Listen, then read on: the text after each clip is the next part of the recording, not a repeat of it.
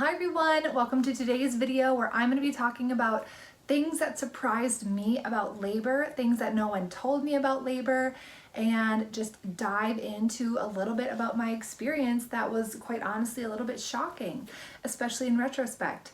For those of you who don't know me, hey, I'm Connelly and I have a little baby on the way. Right now I'm about 20 weeks pregnant. I almost said 20 months pregnant, and if I'd be 20 months pregnant, I don't know what I would do with myself, but luckily that's not the case. I'm 20 weeks pregnant and really looking forward to meeting this little girl in about 20 weeks. I also have a 1-year-old, actually she's 15 months already, and they will be 20 months apart when this little one comes, and at least that's the plan. So yes, 2 little girls under 2. Wish me luck. And if you want to follow along on this pregnancy journey and beyond, please like and subscribe for more content like this, and I hope to see you around in future videos. Now, with that, I want to share why I'm doing this video. So I was looking back on notes on my phone, like the notes app, and looking at things I wanted to ask the pediatrician, and below it, I saw things that surprised me about labor. It was a video idea I had a long time ago that I had forgotten about, and I looked at my notes, and this was from 2 months after I had given birth. So it was very fresh in my mind, and this is just something that I didn't even remember that I had been surprised about, if that makes sense. So I wanted to document it for myself, for potential future labors, and also just share it with others, because if I didn't know, certainly maybe others don't know as well. And maybe some of you are gonna point this out and laugh and say, of course we knew that, that's obvious. And so if that's the case, well, I didn't know, so there you have it. Okay, so the first thing that surprised me about labor, and hopefully this comes as peace of mind to some people, is that the contractions weren't as bad as they make it out to be in the movies, at least at first. So they say, okay, you want to go in when your contractions are 5 minutes apart and they feel bad, like they're really bad period cramps. Well, honey, I think I must have really, really bad period cramps. In fact, I know I do, because I have endometriosis, and with that comes really bad cramps. But I kept not feeling like I needed to go in. I kept feeling like, okay, this is something's happening, but it's not it's not getting 5 minutes apart, and they're strong, but they're not like bad period cramps, that sort of thing.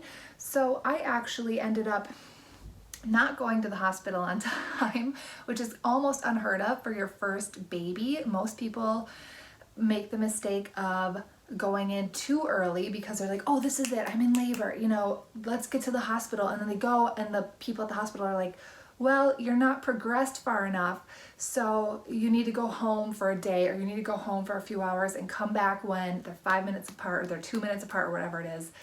I can't remember even right now at the top of my head, but the point is, I was the opposite. So a little bit on what happened to me is I just kept waiting and waiting, and this baby was so overdue.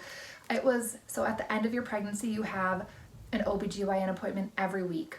So I had another appointment, so I had one appointment past my due date, and then this was my second appointment past my due date. So she was like 2 weeks overdue. So this was the day of my second appointment. So I go in and I'm just really cramping bad, but I don't know, it's my first labor. I have no idea.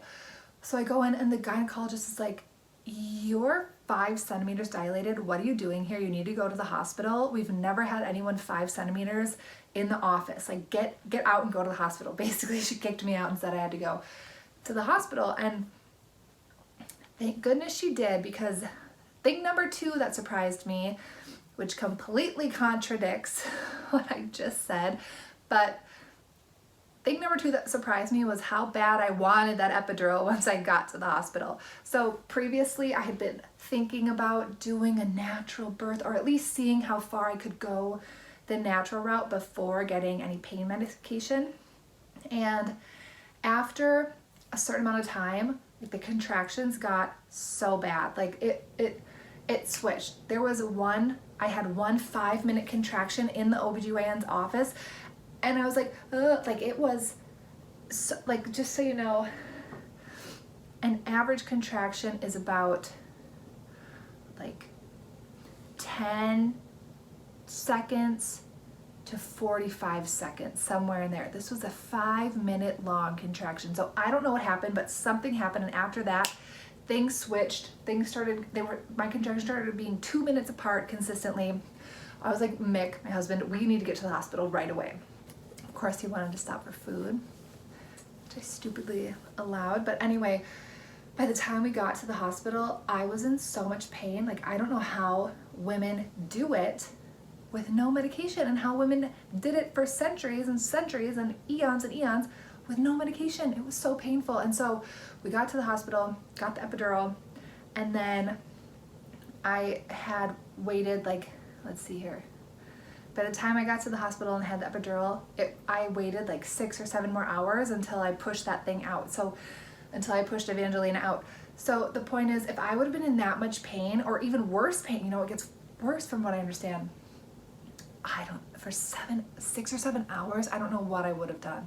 So thank you for the epidural. Basically, when I got to the hospital, I had all these questions planned out to ask the anesthesiologist or to ask the doctor about complications and risk. And my only question was, how fast can they get that thing in my back?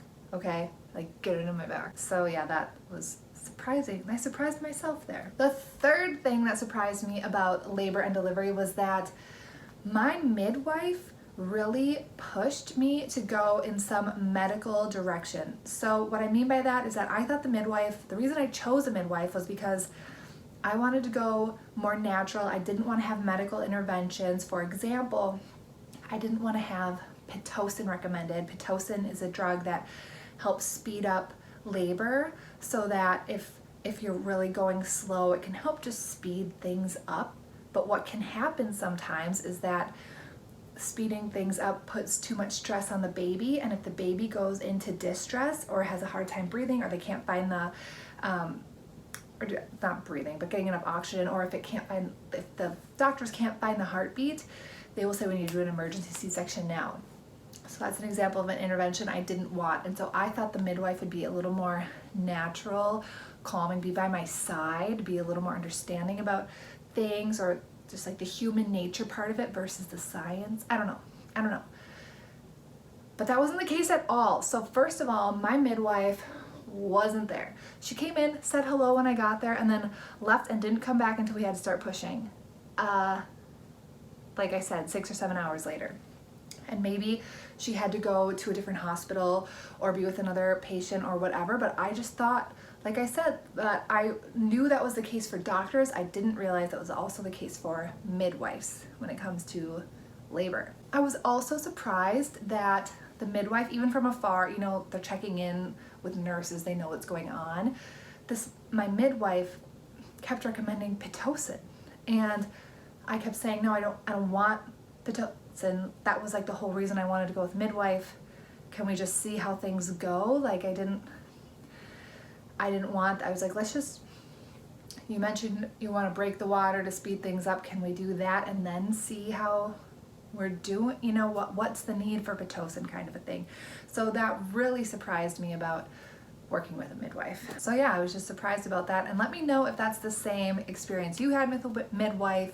I live in the United States, if that's the same experience you had, or maybe you live in a different country, if that is different where you are from.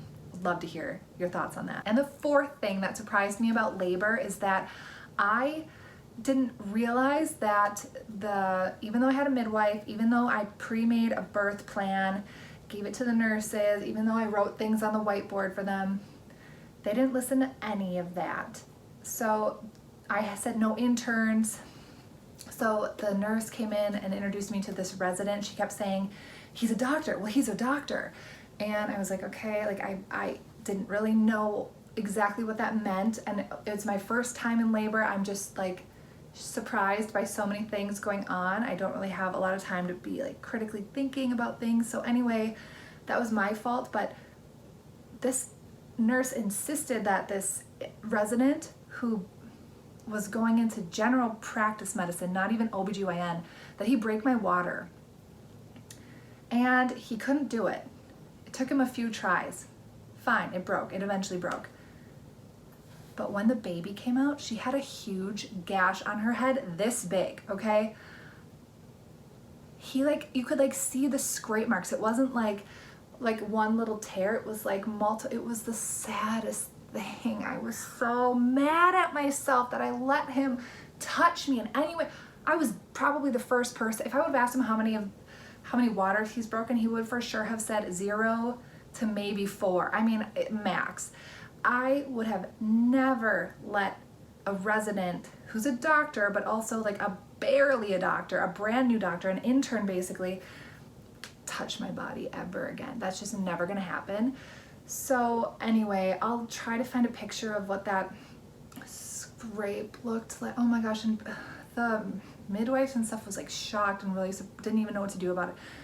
Thank goodness it wasn't like the front of her face or her eye or so. Oh my gosh, I can't even, it makes me so sad knowing that I could have prevented that.